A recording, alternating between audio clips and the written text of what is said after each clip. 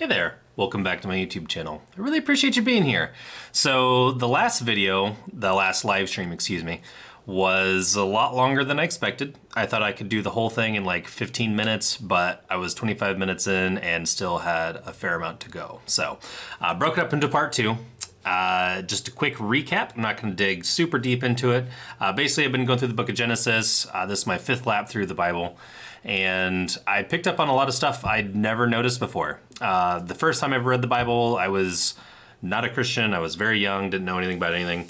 And the second, third, and fourth time I read Genesis, I had already finished the Bible and was like, oh, the Old Testament is extremely symbolic, so therefore Genesis is extremely symbolic. There's a lot to get out of here, and I didn't seem to get a ton out of it, but I always thought like, oh, it's probably symbolic. This go around was the first time I've ever read it as a Christian and also realized like maybe it is very literal and very direct. And then it made me realize a whole bunch of different stuff. Side note, I also really enjoy science a lot. I have an engineering background. I enjoy scientific documentaries for fun. I mean, I watch Neil deGrasse Tyson's, I think it's called Journey Through the Cosmos or just Cosmos. I watch that regularly. I used to try to go to sleep to it, but instead stayed awake and watched the whole episode every time. But anyway, it's something that's always fascinated me, and there are little nuggets along the way that have always kind of captured me and just stuck in my mind. Some of them being the importance of there's a layer of trees. This is just a quick recap. So there's layer trees underneath the surface of the earth that basically this is before microbacteria had existed, so trees would die and not rot. So if you look in the book of Genesis, there's a section about the creation of the earth where, oops, that's the wrong chapter. Genesis chapter 1. So in chapter 1, it talks about how God created the trees and created vegetation. And then it wasn't until two days later, whatever time frame that might be, that he then created creatures of the earth and things that crawled. So if there's a line, like if a day to God in this time was, tens of thousands of years, then, well, shoot, that'd be tens of thousands of years times two or so that went by before crawly things, I guess, were invented, you could say. And they were eating the trees that had fallen and died. So, interesting concept. So, that scientific discovery was backed up here in the book of Genesis. It literally talks about this. So, noticed a couple other cool things. One of which being that something jumped out at me, never noticed before, but there were rivers that flowed out of Eden, not the Garden of Eden. There is a garden that was in Eden, and I never noticed that till this go around. I always thought it was the Garden of Eden, but it's the Garden in Eden. Eden is a place on Earth that was east of basically the center of the Earth, which I'm guessing is approximately China. So anyway, so these four rivers came to be. Fishon, probably saying that wrong. Haveliblah, which is another one, probably saying that wrong too. And this one, Haveliblah, where there is gold. The gold of that land is good. The bdellium and onyx stones were there. Weird. Why would it say that? It doesn't have that kind of a detail anywhere else in any other type thing like this. The second river is Gihon, or something like that. Flows around the whole land of Cush, which I believe we knew where Cush is. I don't quite remember. I'll have to dig into it. The third river is the Tigris, flows east of Assyria, and the fourth river is the Euphrates. Of course, Tigris, Euphrates rivers were in Egypt, and that was the cradle of civilization. So those are well known, well documented. We know where Assyria is. So, but there's these other two rivers that are curious. Like nobody knows what those rivers are, where they could have existed, and I have a theory. So I painted this as an illustration, but also it just popped into my head one day. So this is the Earth as the original form. So this is not like biblical, this is scientific theory. There's the original supercontinent named Pangea, which is when all the continents are together. And then the rest of the Earth was water, and then there's what's I just recently learned is called the firmament, which is basically a layer of water that went outside or that was around the Earth itself. Back in those days, it did not rain. it says that in multiple instances that the earth didn't rain. In fact, it said that there was a fog that would come over the land and water the vegetation. So the time of Noah, when it rained for 40 days and 40 nights straight, they were also on the ark for 150 days before the water had finally subsided. And they remained on the ark, I think, for another 100 days after that, because they couldn't get out on land and actually have anywhere to live and survive. So anyway, lots and lots and lots of water. So my theory on that is, it says during the days of the flood, the waters of the depths came up and the floodgates of heaven came down. So what I'm guessing, this is where my tinfoil hat comes on, pure conspiracy theory, it's just a fun thought experiment, is I think what might have happened was this river, this significant river right here, Havalia, where there's gold, the gold of the land was good, and bdellium and onyx stone were there as well. I think Cush is an unknown land. I think that's right. So I remember my footnotes in my Bible was talking about the land of Cush, and it said something, and I think the something was we don't know where this land exists. So anyway, if you look at the earth that made up the earth today, sorry, I was trying to find a bigger image, and this is the best I could find. Some of the other images that were slightly larger didn't have mountain ranges, and I want to talk about mountain ranges. So if you look at the way the earth is, can you see my cursor? Yeah, it looks like, yeah, you can see my cursor. Okay, good deal. So my theory is this land, I'm getting ahead of myself. I'm so sorry. Live show, folks, so I make mistakes. So here's something that always stood out to me, which was in Ecclesiastes 1:9, it says, that which has been is that which will be, and that which has been done is that which will be done. So there's nothing new under the sun. Basically meaning nothing new. Shalom. Hey, Ryan. So basically there's nothing new under the sun. Everything that exists today has already existed in the past. Everything that will exist in the future has already been done in the past.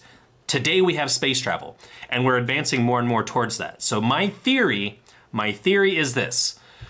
I'm going to call them our ancient ancestors. So there's our ancestors, which is, I'm going to say, from the time of Noah and onward till your great-grandparents. Noah to great-grandparents, those are our ancestors. Our ancient ancestors were prior to the flood of Noah. So the thing that I suspect is these two rivers, I believe, is right where this, I don't know what else to call it besides a rift. Oh, the Atlantic Ocean.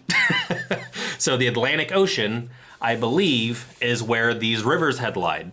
And I believe that whatever our ancient ancestors needed to generate their future technology, well, the technology we have not yet discovered, I think lies in the components that are the beryl, bdellium, gold, and onyx. So I think there's some kind of a combination of those things that created their ability to accomplish space travel or whatever their future tech was powered on. So I believe that they mined this river so deep that they ended up getting into the depths of the, or the waters of the deep. So I think they got into that, and it creates such a pressure, so the entire weight of the oceans of the world, I think, came crashing down and up and blew the continents apart. And I think a pressure like that would go up high enough, it would probably puncture the firmament and blast into the sky, which would cause that to also come down.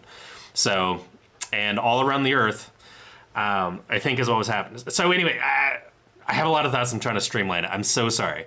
I'm doing my best here. So my guess is that if the entire earth were water, except for one portion, which was a continent, then however evaporation works, I did a study. I mean, I studied this in college. I took a physics class where we did evaporation, but I'm a little fuzzy on that, so please forgive me. But I remembered that water molecules in some kind of form were lighter than air and somehow went up into the sky.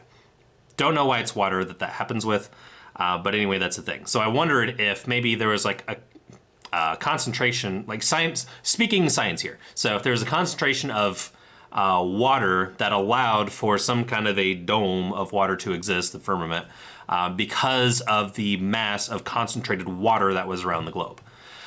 This concentrated mass of water, I believe, also contributed to the growth of everything that was on the Earth, because the fossils that we find are gigantic. Like, gigantic insects existed. I mean, lizards were gigantic, dinosaurs. So I believe humans back then were also gigantic. I think giants existed back then. And I have a couple different theories on this and the reason why that's the case. So everything was significantly larger back then than it is today. Also, everything had a significantly larger lifespan. So humans could live for dang near 1,000 years, and all of them could communicate the same language. We could all work together. So I think if we had 1,000 years worth of lifetime, you could accomplish a lot within a very short time frame, like overall time length. For example, humans can accomplish a lot more than an octopus, but an octopus is an extremely intelligent creature. The problem is it has such a short lifespan, it does not have the capacity to build upon what it has learned and pass that down to generations, because they're always, fighting for their life, trying to survive. So they're also pretty low on the food chain too. But anyway, if you're at the top of the food chain, don't have threat of predators, and can build stuff because you have hands and a lifespan to, accomplish quite a lot. Also notice earlier, and I never picked up on this before, but man gives name to all the cattle, birds of the sky, so beasts of the field. All throughout the first few chapters of Genesis, it says over and over again, the cattle and the gardens. So I believe God taught man how to irrigate and how to domesticate animals. Also, there's a section in Genesis, I believe, chapter 8. These remains shall not cease.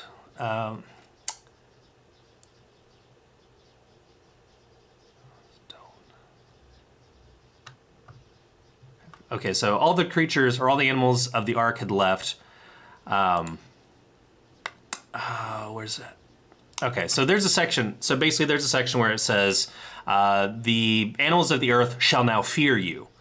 So that leads me to believe that the reason why animals were so easy to domesticate back then were because animals and humans lived, like, basically we cohabitated with each other, and there was a mutual living arrangement. So animals did not fear humans back then. And therefore, like, oh, you want to put me in a field and pasture me, whatever? Yeah, that's fine. That's cool. We'll roll with that. So it seemed like that was a common thing. So anyway, if you have the ability to sustain yourself with food via livestock and irrigation, and you don't have to hunt and gather as a pure necessity, then yeah, you can get a lot done in your spare time, because you're going to have a lot of spare time once you get the system of everything kind of running itself. So anyway, that's a neat little thought. Also in the creation of fallen man, Cain and Abel, descendants of Adam. Here we go. Descendants of Adam. So here's a list of genealogies of all the different people that came. And there is one guy. So it's like Malachal lived 800 years after he became father and had sons and daughters all the days of 800 years. And then he died. So all of them say pretty much this, except for one guy. One guy got a special mention, and it said, I don't remember where it's at, sorry. I can find it in my Bible, so I can just open up my Bible and just be like, boop, there it is, but you can't see my Bible on camera, so I gotta go with this, and this has not an easy layout, I'm so sorry. But basically, it says, so-and-so was a worker of iron. And if you think about the timeline of mankind, that was, in the beginning of Genesis, man was called to subdue the earth, which is a harsh Hebrew word meaning to dominate. So, or is to bring to submission. So, okay, that's cool. So thanks, Ryan. So, thoughts that I had. Right, so Iron Age. So if you have the Stone Age, and then the Bronze Age, and then the Iron Age, what happened after the Iron Age, technologically speaking, ramped up pretty quick. So if this guy way back then was noted as being a worker of iron in all things metal, that indicates to me that he probably had the ability to advance technology quite a bit, especially since he got a special mention of being an iron worker and such. So I believe he is probably the guy that discovered the technology buried, or the importance of technology with the materials and whatnot. Anyway, so my thought is this. We had figured out, our ancient ancestors had figured out the ability to escape, break Earth's orbit, and escape into the atmosphere. And then the flood came, destroyed all mankind, because during the days of the flood, it said, during the flood, it says, flood over the animals. Everybody was on the boat. The men, Noah, his family members, the life, flood upon the day of 40 days. Okay.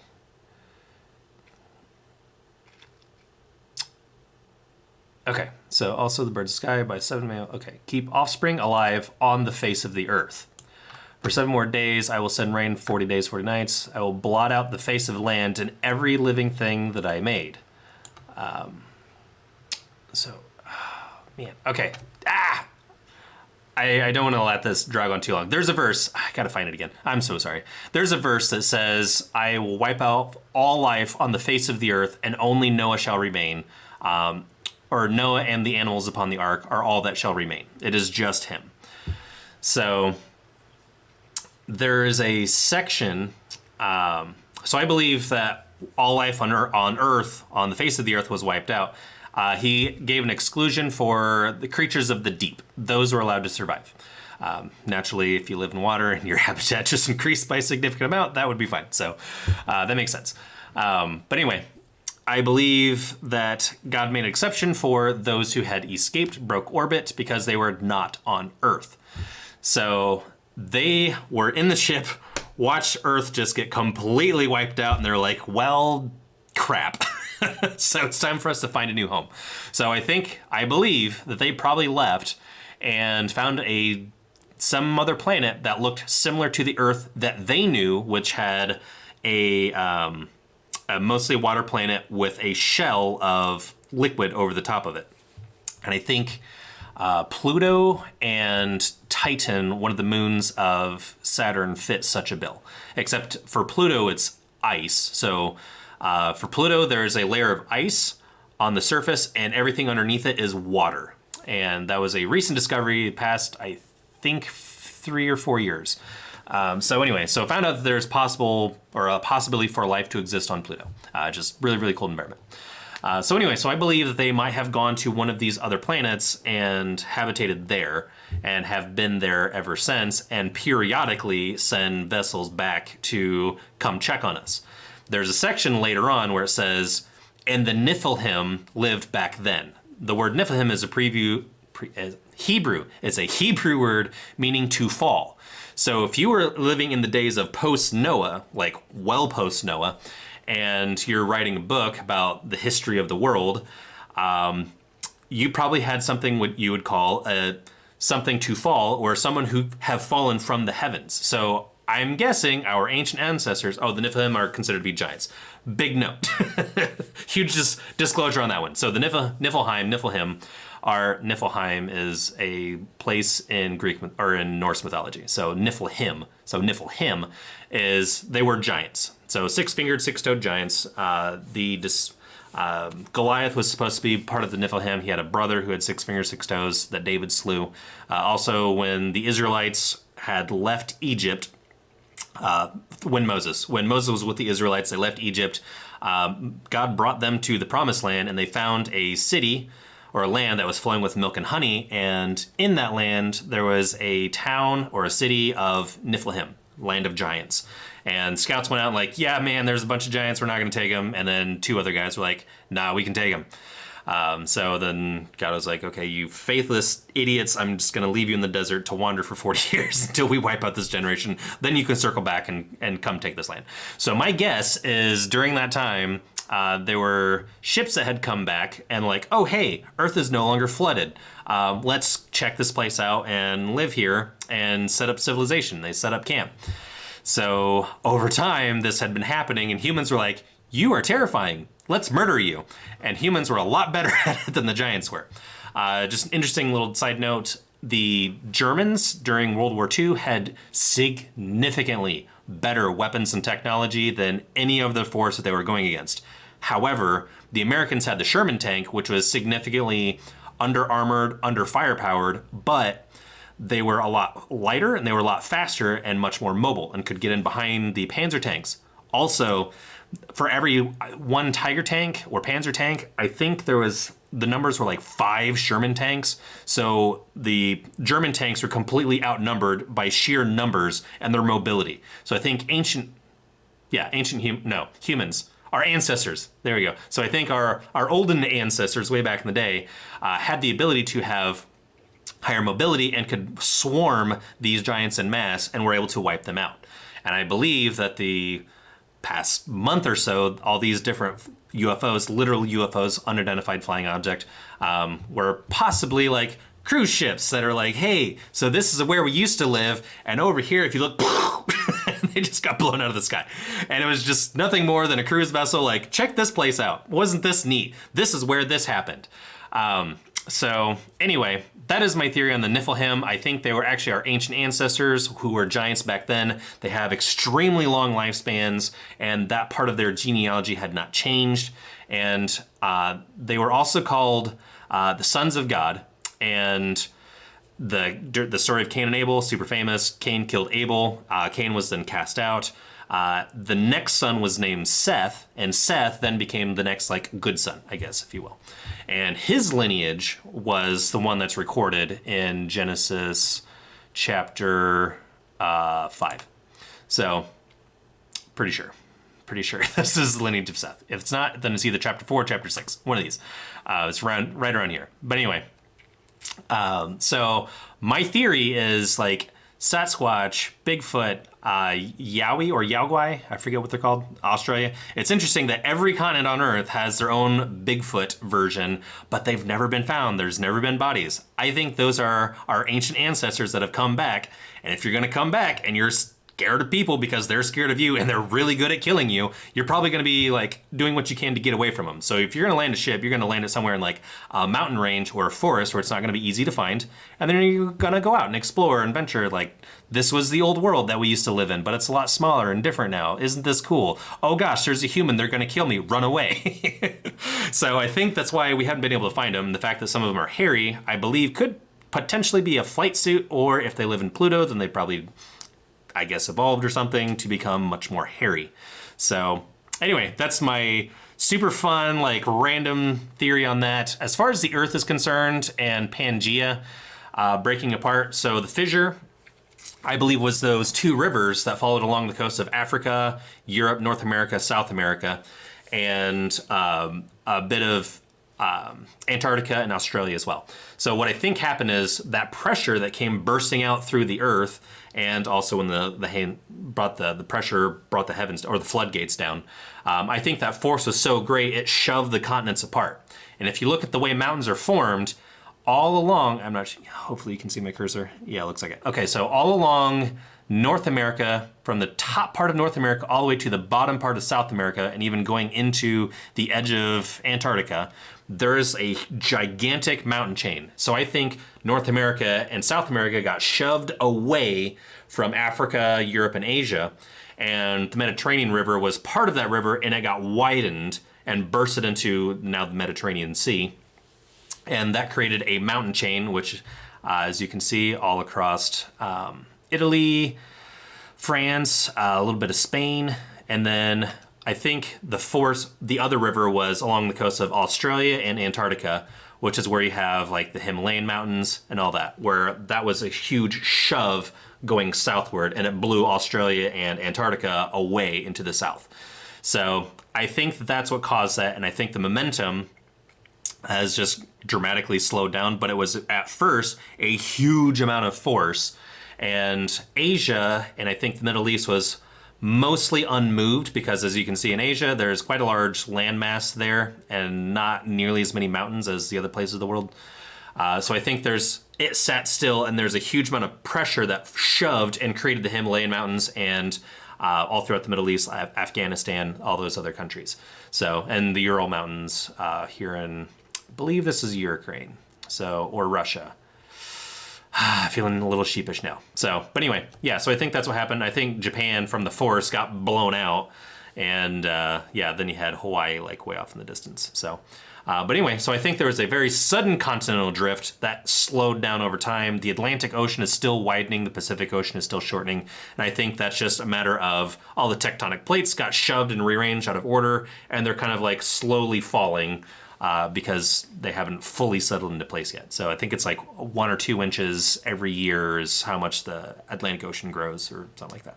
So anyway, that's pretty much the highlights. Holy cow, another 25-minute video. But yeah, those are all my thoughts in a nutshell. I have more, but they're little tidbits that are a little bit more loosey-goosey. So if you like this, please leave a thumbs up. I really appreciate it. If you didn't like it, I really appreciate you watching all the way to the end. That could not have been easy, and I really appreciate you doing that. If you like this kind of stuff, please leave a comment. I am really enjoying this. This has been really neat and fun and fascinating for me. I'm debating doing one more of these as kind of a semi-part 3. I've been talking about this with a couple other folks, and they've sent me a lot of information. So I'm debating looking up that information and then responding to it. Because a lot of people say, oh, the Niflheim were angels, or demons, excuse me. They were demons that are allowed to live on the earth. And there are giants today, but so I don't want to preemptively get into that. So, but anyway, I'll look into a lot of the information that they sent and respond to what they have given. If you want to see that, leave a comment. If you don't leave a comment, that video is not going to happen. So leave a comment. So anyway, that's all I've got. Thank you so much for stopping in. I really appreciate you. And as always, stay classy, and I'll see you in the next one. Bye for now.